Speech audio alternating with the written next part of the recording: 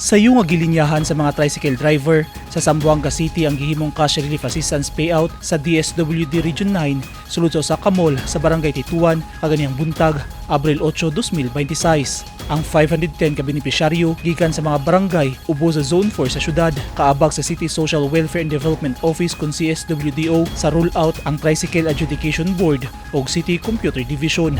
Sa Tagum City, mukabat sa 2,788 ka mga kwalipikadong tricycle driver ang target matunulan og tag 5,000 pesos nga fuel subsidy sa payout. Magpadayon hangtod sa Biyernes, Abril 10 ang cash relief assistance payout sa syudad. Sa Panabo City, Davao del Norte, lauman nga naa sa 3,343 ka mga tricycle driver ang makabenepisyo sa fuel subsidy sa gobyerno. Tulo ka adlaw himo ng payout. Ug sa Digo City sa Davao del Sur, ana sa 4,335 ka mga tricycle driver nga apektado sa krisis sa petrolyo ang laumang makabenepisyo sa fuel subsidy sa gobyerno sa himong tulo ka adlaw sab nga cash relief assistance nga gisugdan na kaganyang buntag Miyerkules, Abril 8 ning tuiga. Gihimo ang programa subay sa mando ni President Ferdinand Marcos Jr. nga maggahin og hinanaling suporta alang sa mga public transport driver nga grabing naapektuhan sa oil price hike.